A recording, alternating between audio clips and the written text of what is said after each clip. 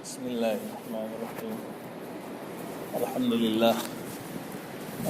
لله نحمده ونستعينه ونستغفره ونؤمن به ونتوكل عليه ونعوذ بالله من شرور أنفسنا ومن سيئات أعمالنا من يهده الله فلا مضل له ومن يضلل فلا هادي له ونشهد أن لا إله إلا الله وحده لا شريك له ونشهد أن سيدنا ومولانا محمدا عبده ورسوله أما بعد فقد قال الله تعالى في كلامه المجيد أعوذ بالله من الشيطان الرجيم بسم الله الرحمن الرحيم إنا أنزلناه في ليلة القدر وما أدراك ما ليلة القدر ليلة القدر خير من ألف شهر تنزل الملائكة والروح فيها بإذن ربهم من كل أمر سلام هي حتى مطلع الفجر صدق الله العظيم. وقال نبينا محمد صلى الله عليه وسلم من قام ليلة القدر إيمانا واحتسابا غفر له ما تقدم من ذنبه أو كما قال عليه الصلاة والسلام. وجاء في الحديث كان رسول الله صلی اللہ علیہ وسلم یعتکف العشر الاواخر من رمضان. محترم حضرات، رمضان المبارک کا مہینہ جس کے آمد کی انتظار تھی وہ آیا بھی اور آ کر کے گزرنے والا بھی ہے. اللہ تبارک و تعالیٰ نے یہ مہینہ اس لیے بنایا ہے کہ اس مہینے میں ایمان والے جو ہے وہ تقوی حاصل کر لیں. تقوی حاصل کرنے کے لیے اس مہینے کو اللہ نے بنایا ہے کہ 12 مہینوں میں ایک مہینہ ایسا ہے جس میں ایمان والے محنت کر کے اللہ سے اپنا رشتہ مضبوط کر لیں اور جو دلوں کے اندر سنگ لگ گئے ہیں ان کی صفائی کر لیں، اپنے اندر اور اپنی روح کی طہارت کو حاصل کر لیں. اس کے لیے اللہ تبارک و تعالیٰ نے یہ بڑا عظمت والا مہینہ ہمیں اور آپ کو عطا فرمایا ہے. اس کا جو پہلا عشرہ تھا، جو عشرہ رحمت تھا، وہ گزر چکا ہے، اور دوسرا جو عشرہ ہے جو مغفرت کا عشرہ کہلاتا ہے یہ بھی گزر رہا ہے. آج 15 تاریخ ہے اور یہ بھی گزر جائے گا، اور جب اگلا جمعہ آئے گا تو انشاءاللہ ہم آخری عشرے میں داخل ہو چکے ہوں گے اگر زندگی رہی تو. یہ رمضان کا مہینہ چل رہا ہے. اب سب سے پہلے تو ہمیں اور آپ کو سب کو اپنا جائزہ لینا چاہیے کہ ان 15 دنوں میں ہمیں کیا حاصل ہوا. کچھ ہماری زندگی میں تبدیلی آئی، کچھ ہمارے حالات بدلے، کچھ ہمارے گناہوں میں کمی آئی، ہمارا اور اللہ کا جو رشتہ تھا وہ کچھ مضبوط ہوا، عبادتوں میں ہمارا دل لگنے لگا، اللہ کی طرف رجوع بڑھا. ہمیں غور کرنا چاہیے تمام چیزوں میں کہ اگر یہ چیزیں حاصل ہو رہی ہیں تو ہمیں یہ سمجھنا چاہیے کہ یہ 15 دن ہمارے اچھے گزرے اور ہمیں فائدہ پہنچا کر کے گئے.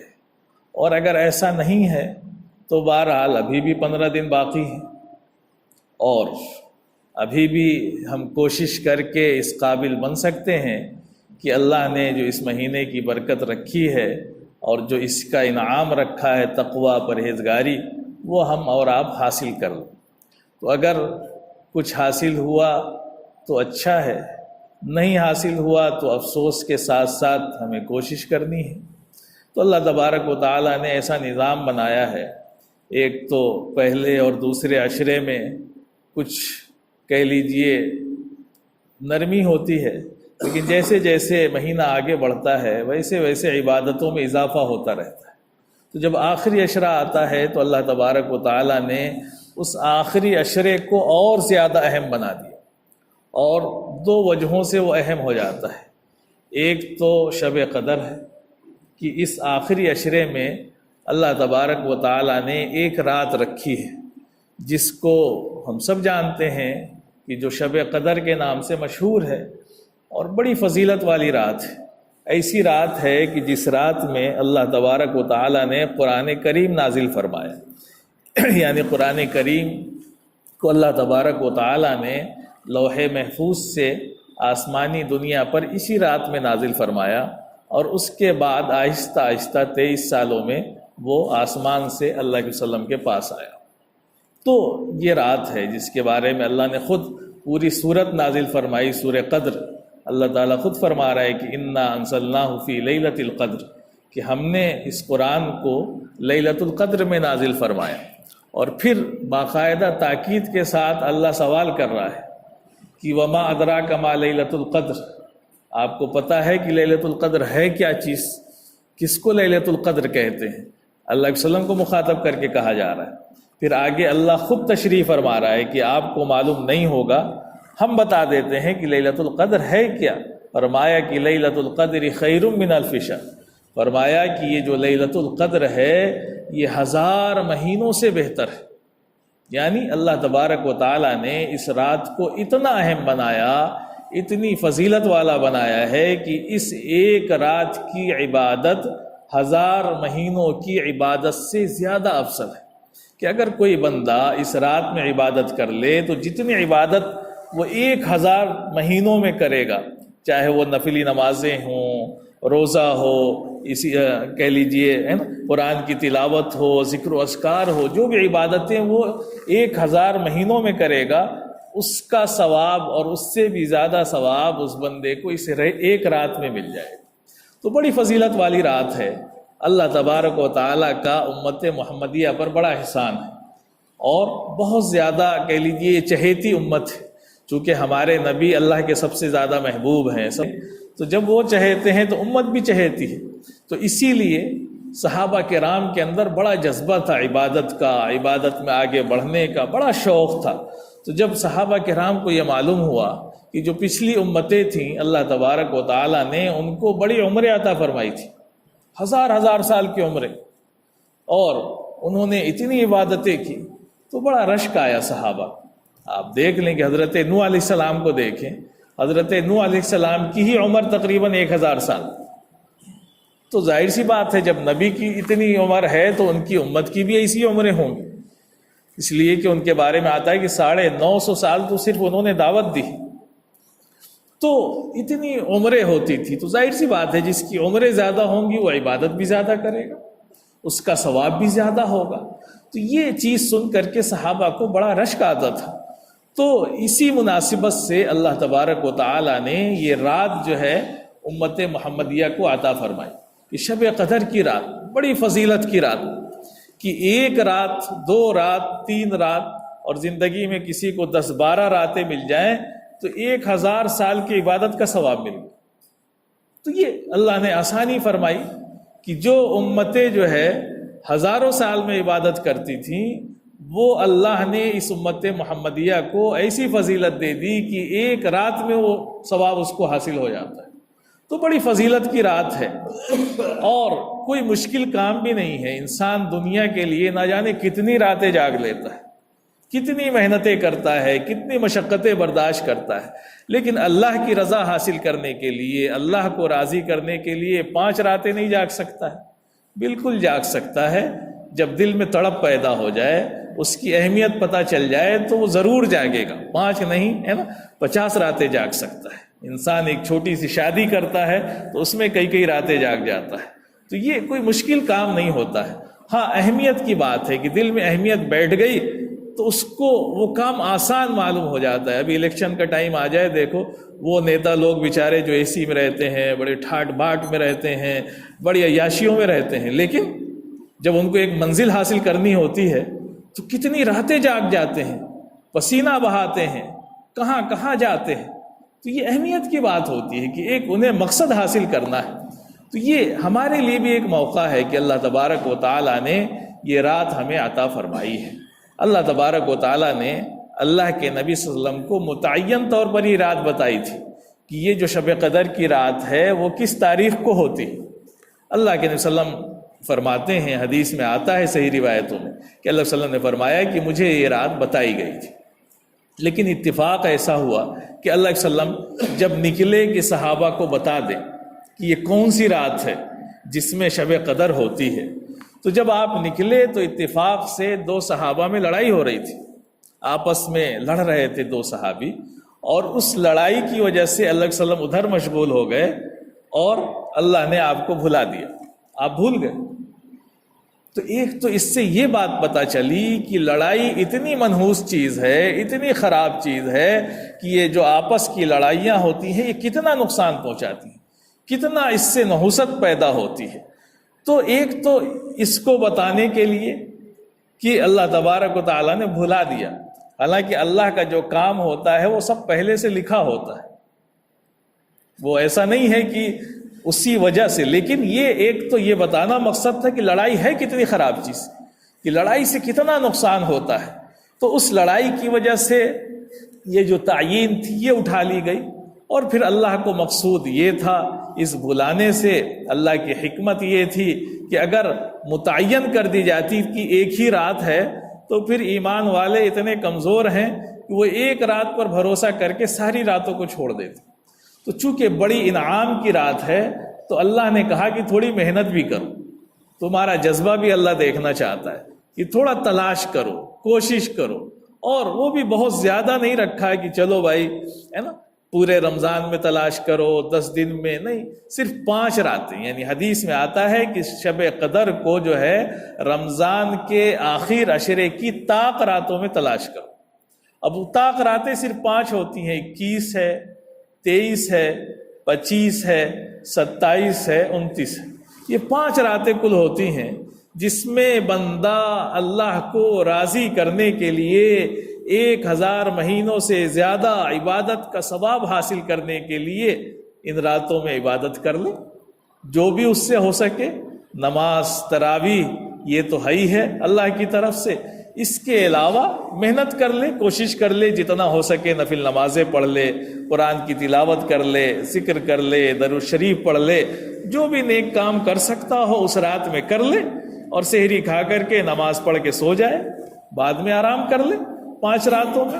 پوری رات نہیں جا سکتا ہے تو کچھ دیر جاگ لے، جتنا اس سے ہو سکے، جتنا آسانی سے وہ جاگ سکتا ہے اس رات میں جاگ لے، اللہ کو راضی کرنے کے لیے اور اللہ کا قرب حاصل کرنے کے لیے، جو تقوی اللہ نے اس مہینے میں رکھا تھا اس کو حاصل کرنے کے لیے۔ آخری موقع ہوتا ہے اللہ کی طرف سے، آخری عشرہ نکل گیا تو پھر آپ کے ہاتھ سے رمضان نکل گیا، تو اس کی کوشش کرنا کہ آخری عشرے میں جو حاصل کر سکتا ہے بندہ، ایک تو شب قدر کے ذریعے سے حاصل کرے، خوب توبہ اور استغفار کی کثرت کرے، کلمہ طیبہ کی کثرت کرے، قرآن کی تلاوت، نمازوں کی کثرت کر دے، یعنی آخری عشرے میں اپنی عبادتوں میں خوب اضافہ کر لے۔ اور اسی کے لیے جو ہے شریعت نے ایک چیز اور رکھی شب قدر کے ساتھ ساتھ، اعتکاف، یہ بھی آخر عشرے میں ہوتا ہے۔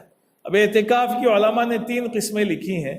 ایک اعتکاف ہوتا ہے جو واجب ہوتا ہے، واجب اعتکاف تو جب ہوتا ہے جب کوئی نظر مان لے، اگر کسی نے نظر مان لی کہ فلاں کام میرا ہو جائے گا، میں امتحان میں پاس ہو جاؤں گا، میری نوکری لگ جائے گی، میرا فلاں کام ہو جائے گا، تو میں اعتکاف کروں گا 24 گھنٹے کا، 2 دن کا، جتنا مان لے وہ۔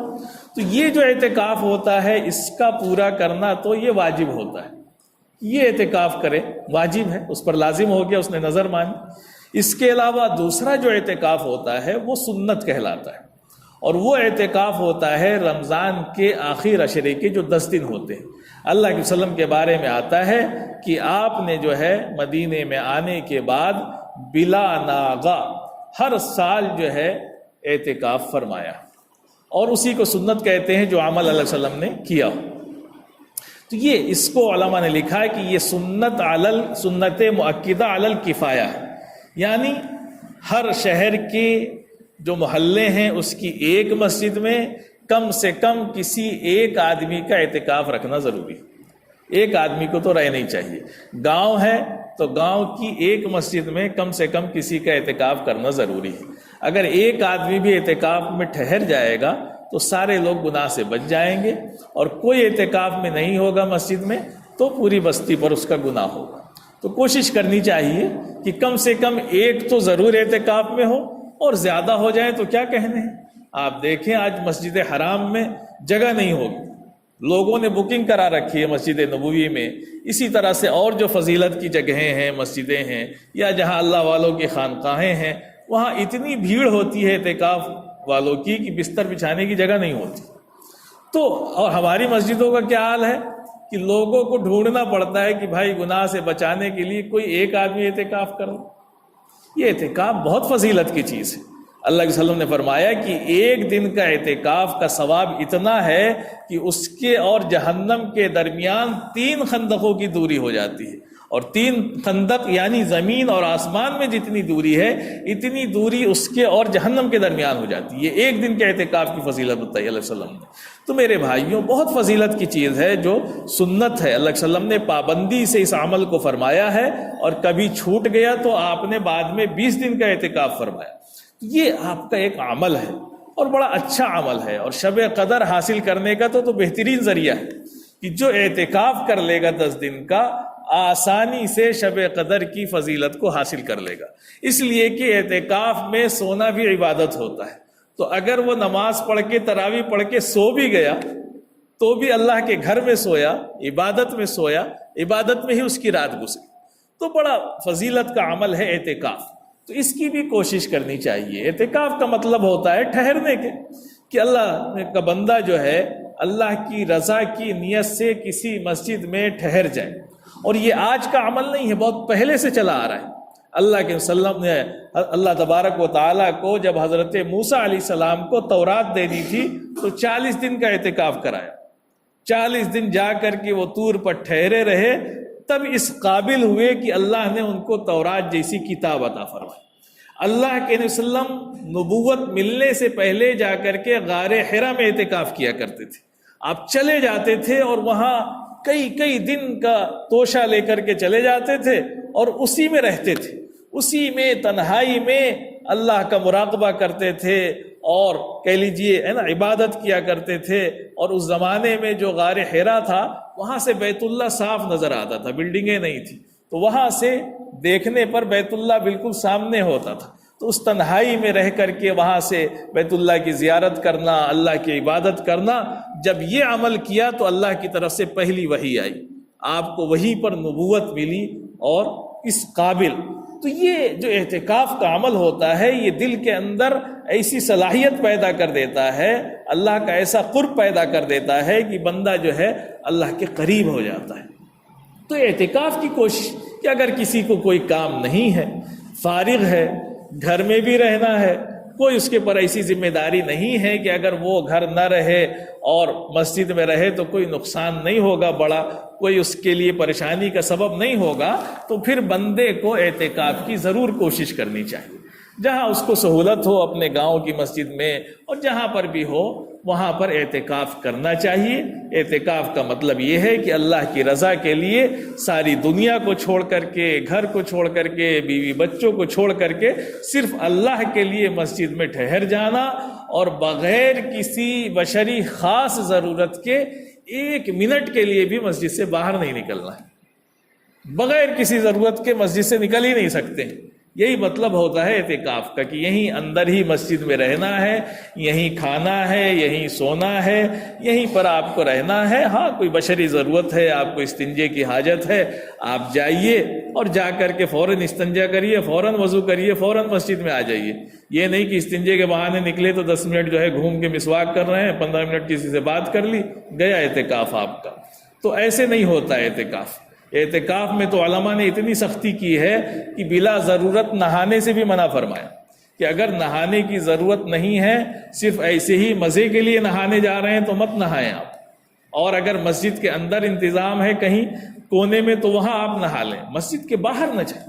تو اللہ کے گھر میں رہنا، یہ اپنے آپ کو بس اللہ کے لیے وقف کر دینا، دن رات اللہ کی عبادت میں لگے رہنا. کوئی ضرورت ہو بات کر سکتا ہے، کوئی ایسی ممانعت نہیں ہے، لیکن فضول باتیں کرنا اس سے بہتر ہے خاموش رہنا یا سو جانا. تو میرے عزیز بھائیوں، ان دونوں عبادتوں کی ہمیں کوشش کرنی چاہیے.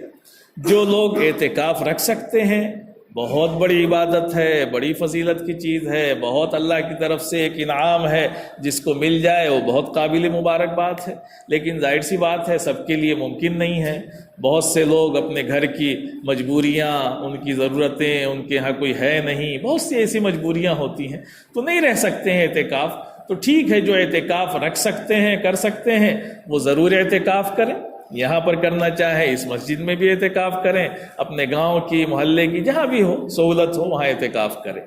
لیکن اگر اعتکاف نہیں کر سکتے ہیں تو شب قدر کی فضیلت تو سبھی حاصل کر سکتے ہیں، اس کے اندر تو کوئی مجبوری نہیں ہوتی ہے۔ آپ کو جہاں پر بھی ہیں، اپنے گھر کے اندر ہیں، آپ کہیں پر بھی ہیں، دنیا کے کسی بھی کونے میں ہیں، آپ اس فضیلت کو حاصل کر سکتے ہیں۔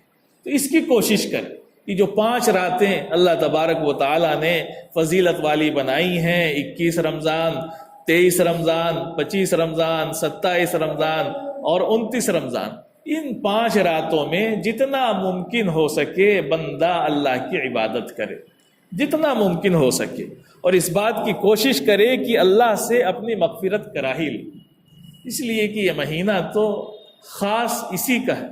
جب تک دل گناہوں سے پاک نہیں ہوگا، ہماری مغفرت نہیں ہوگی اور یہ مہینہ نکل جائے تو بیکار چلا گیا۔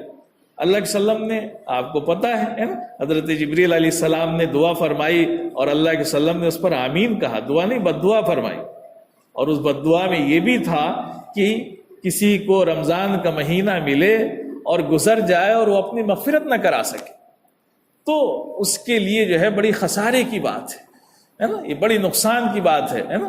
تو یہ ہمیں سوچنا چاہیے کہ یہ مہینہ ہمارے سامنے سے گزر رہا ہے، ٹھیک ہے 15 دن گزر گئے، اب کیسے گزرے ہم اپنا جائزہ لے لیں گے۔ اگر اچھے گزرے ہیں تو اللہ کا شکر ادا کریں کہ اللہ نے توفیق دی اور 12-11 مہینے جو تھے ان سے ہمارے یہ 15 دن بہت اچھے گزرے۔ لیکن نہیں اچھے گزرے ہیں تو افسوس ہو، اللہ کے سامنے ندامت ہو، شرمندگی ہو، اور آئندہ کے لیے عزم ہو کہ آنے والے جو 15 دن ہیں انشاءاللہ ان کو ہم ضائع نہیں ہونے دیں گے، ان میں پوری کوشش کریں گے کہ ہم اللہ کے سامنے گڑ گڑا کر کے، عاجزی کر کے، رو کر کے، آنسو بہا کر کے، اللہ کی عبادت کر کے اپنی مغفرت کرا کر کے ہی چھوڑیں۔ اور جب بندہ چاہ لے تو مغفرت ضرور کرا لے، اس لیے کہ اللہ سے زیادہ مہربان کون ہے؟ انسان، یہ بندہ جو ہے اللہ نے ایسی صلاحیت دی ہے کہ جب وہ پیدا ہوتا ہے تبھی سے اللہ نے اس کو صلاحیت دے دی کہ جب بچہ چھوٹا ہوتا ہے تو رو رو کے اپنی ماں سے اپنی بات منوائی لیتا ہے، اپنے ابا سے منوائی لیتا ہے، چاہے جتنے سخت دل ابا ہوں اماں ہوں، لیکن وہ روتے روتے ضد کر کے آخر ایسا وقت آتا ہے کہ اس کی ماں مان جاتی ہے۔